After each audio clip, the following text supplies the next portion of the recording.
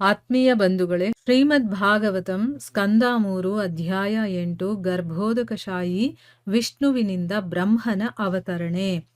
ಇದರಿಂದ ಇವತ್ತು 26ನೇ ಶ್ಲೋಕವನ್ನ ತಿಳ್ಕೊಳ್ಳೋಣ. ಶ್ಲೋಕ 26.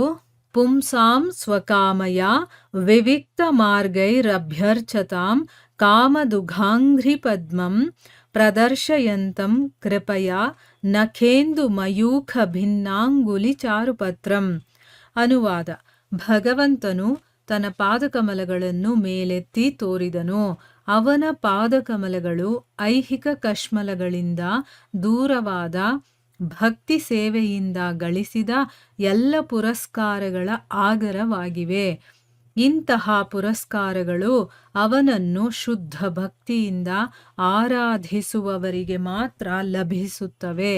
ಚಂದ್ರಕಾಂತಿಯನ್ನು ಹೋಲುವ ಅವನ ಕೈಬೆರಳು ಮತ್ತು ಕಾಲ್ಬೆರಳುಗಳ ಉಗುರುಗಳಿಂದ ಹೊರಹೊಮ್ಮುವ ದಿವ್ಯ ಕಿರಣಗಳ ಸೌಂದರ್ಯವೂ ಹೂವಿನ ಎಸಳುಗಳಂತೆ ಕಾಣಿಸಿದವು.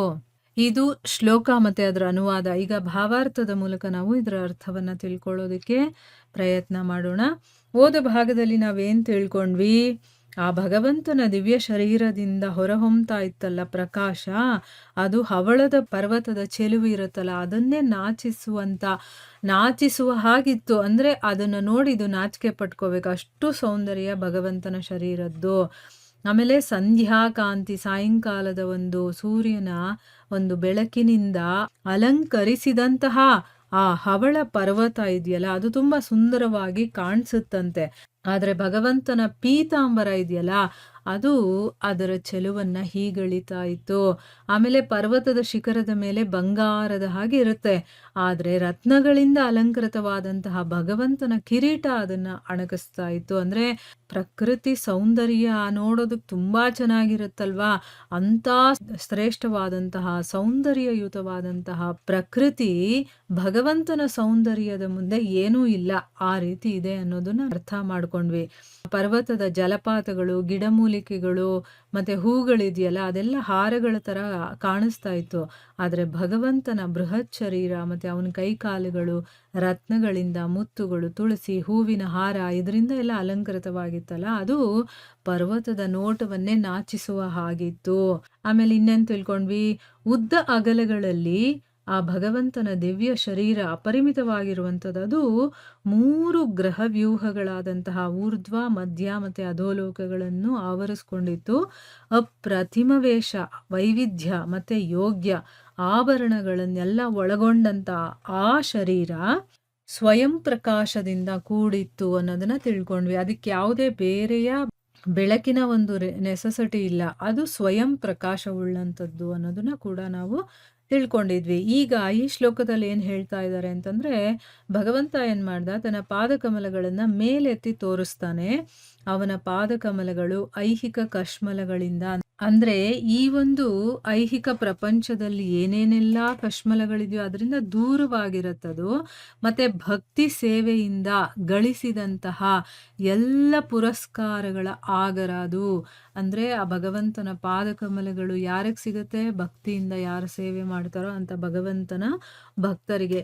ಇಂತಹ ಪುರಸ್ಕಾರಗಳಿದೆಯಲ್ಲ, ಅಂದ್ರೆ ಆ ಭಗವಂತನ ಪಾದಕಮಲಗಳು ಪುರಸ್ಕಾರ ಅಂತಂದ್ರೆ, ಅದು ಆ ಭಗವಂತನನ್ನ ಯಾರು ಶುದ್ಧ ಭಕ್ತಿಯಿಂದ ಆರಾಧನೆ ಮಾಡ್ತಾರೋ ಅವ್ರಿಗೆ ಮಾತ್ರ ಲಭಿಸುತ್ತೆ ಅಂತ ಹೇಳ್ತಾ ಇದ್ದಾರೆ ಇಲ್ಲಿ. ಚಂದ್ರಕಾಂತಿಯನ್ನ ಹೋಲುವಂತಹ ಅವನ ಕೈ ಬೆರಳು, ಕಾಲ್ಬೆರಳುಗಳ ಉಗುರುಗಳಿದೆಯಲ್ಲ, ಅದರಿಂದ ಹೊರಹೊಮ್ಮುವಂತಹ ದಿವ್ಯ ಕಿರಣಗಳ ಸೌಂದರ್ಯ ಇದೆಯಲ್ಲ, ಅದು ಹೂವಿನ ಹೆಸಳುಗಳಿರುತ್ತಲ್ಲ ಒಳಗಡೆ, ಆ ರೀತಿ ಕಾಣಿಸ್ತಾ ಇತ್ತು ಅಂತ ಹೇಳ್ತಾ ಇದ್ದಾರೆ. ಅಂದ್ರೆ ಆ ಭಗವಂತನ ಪಾದಕಮಲಗಳು ಯಾರಿಗೆ ಸಿಗುತ್ತೆ ಅಂತಂದ್ರೆ ಭಗವಂತನ ಭಕ್ತರಿಗೆ ಮಾತ್ರ ಅಂತ ಇಲ್ಲಿ ನಮಗೆ ಗೊತ್ತಾಯ್ತು. ಈಗ ಭಾವಾರ್ಥದಲ್ಲಿ ಗುರುಗಳು ಏನ್ ಹೇಳಿದ್ದಾರೆ ಅಂತ ತಿಳ್ಕೊಳ್ಳೋಣ. ವ್ಯಕ್ತಿಯು ಇಚ್ಛಿಸಿದ ಹಾಗೆ ಭಗವಂತನು ಪ್ರತಿಯೊಬ್ಬನ ಬಯಕೆಗಳನ್ನು ಪೂರೈಸುತ್ತಾನೆ. ಶುದ್ಧ ಭಕ್ತರು ಭಗವಂತನ ದಿವ್ಯ ಸೇವೆಯ ಪ್ರಾಪ್ತಿಯಲ್ಲಿ ಆಸಕ್ತರಾಗಿರುತ್ತಾರೆ. ಅಂತಹ ಸೇವೆಯು ಅವನಿಂದ ಭಿನ್ನವಲ್ಲ. ಆದ್ದರಿಂದ ಭಗವಂತನು ಶುದ್ಧ ಭಕ್ತರ ಏಕೈಕ ಇಚ್ಛೆಯಾಗಿದ್ದಾನೆ. ಅವನ ಅನುಗ್ರಹವನ್ನು ಸಂಪಾದಿಸಲು ಭಕ್ತಿ ಸೇವೆಯೊಂದೇ ನಿಷ್ಕಳಂಕ ವಿಧಾನವಾಗಿದೆ. ಇಲ್ಲಿ ಗುರುಗಳೇನು ಹೇಳ್ತಾ ಇದ್ದಾರೆ ಅಂತಂದ್ರೆ, ಒಬ್ಬೊಬ್ಬ ವ್ಯಕ್ತಿಗೆ ಒಂದೊಂದು ತರ ಆಸೆಗಳಿರುತ್ತೆ. ಅಲ್ವಾ? ಆದ್ರೆ ಭಗವಂತ ಪ್ರತಿಯೊಬ್ಬನ ಬಯಕೆಗಳನ್ನು ಕೂಡ ಪೂರೈಸ್ತಾನವನು. ಯಾರನ್ನೂ ನಿನಗೇನು ಕೊಡೋದಿಲ್ಲ ಅಂತ ಹೇಳೋದಿಲ್ಲ. ಅವನೇನ್ ಮನ್ಸಲ್ಲಿ ಅನ್ಕೊಂಡಿರ್ತಾನೋ ಅದನ್ನ ಅವನು ಈಡೇರಿಸ್ತಾನೆ. ಶುದ್ಧ ಭಕ್ತರಿರ್ತಾರಲ್ಲ, ಅವ್ರೇನ್ ಇಷ್ಟಪಡ್ತಾರೆ ಅಂತಂದ್ರೆ, ಭಗವಂತನಿಗೆ ನಾನು ಸೇವೆ ಮಾಡಬೇಕು. ಅದೊಂದೇ ಅವರಿಗೆ ಇಷ್ಟ. ಅದರಲ್ಲೇ ಅವ್ರಿಗೆ ಆಸಕ್ತಿ ಇರತ್ತೆ.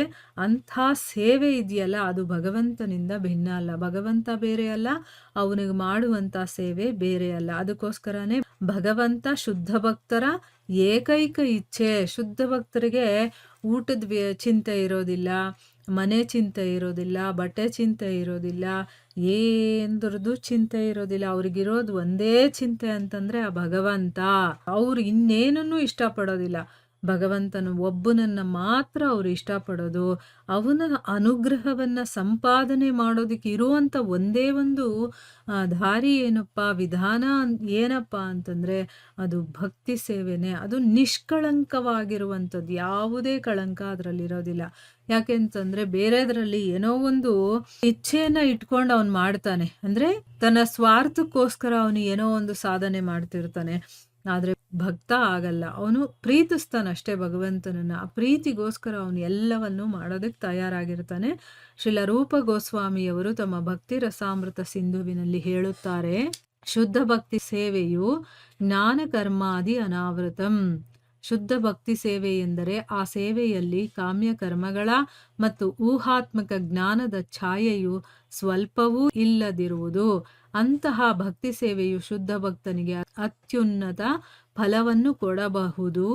ಅದು ಯಾವುದೆಂದರೆ ದೇವೋತ್ತಮ ಪರಮಪುರುಷನಾದ ಭಗವಾನ್ ಶ್ರೀಕೃಷ್ಣನೊಂದಿಗೆ ನೇರ ಸಂಬಂಧ ಹೊಂದುವುದಾಗಿದೆ. ಇಲ್ಲಿ ಏನ್ ಹೇಳ್ತಾ ಇದ್ದಾರೆ ಅಂತಂದ್ರೆ, ಶ್ರೀಲ ರೂಪ ಗೋಸ್ವಾಮಿ ಅವರಿದ್ದಾರಲ್ಲ, ಅವರು ತಮ್ಮ ಭಕ್ತಿ ರಸಾಮೃತ ಸಿಂಧುವಿನಲ್ಲಿ ಅವ್ರು ಏನ್ ಹೇಳ್ತಾರೆ ಅಂತಂದ್ರೆ, ಅವರು ರಚನೆ ಮಾಡಿರುವಂಥದ್ದು. ಅದರಲ್ಲಿ ಭಕ್ತಿ ಸೇವೆ ಅನ್ನೋದು ಜ್ಞಾನ ಕರ್ಮಾದಿ ಅನಾವೃತಂ ಅಂತ ಹೇಳಿದ್ದಾರೆ. ಅಂದ್ರೆ ಒಂದು ಶುದ್ಧ ಭಕ್ತಿ ಸೇವೆ ಅಂದ್ರೆ ಏನು ಅಂತಂದ್ರೆ, ಆ ಸೇವೆಯಲ್ಲಿ ಕಾಮ್ಯ ಕರ್ಮಗಳು, ಅಂದ್ರೆ ನನಗೇನೋ ಕಾಮನೆ ಇದೆ, ಅಂದ್ರೆ ಆಸೆ ಇದೆ, ಅದನ್ನ ಪೂರೈಸ್ಕೊಳ್ಳೋದಕ್ಕೆ ನಾನು ಒಂದು ಕರ್ಮ ಅಂದ್ರೆ ಒಂದು ಕೆಲಸ ಮಾಡ್ತೀನಲ್ವಾ, ಅದು ಮತ್ತೆ ಊಹಾತ್ಮಕ ಜ್ಞಾನದ ಛಾಯೆ.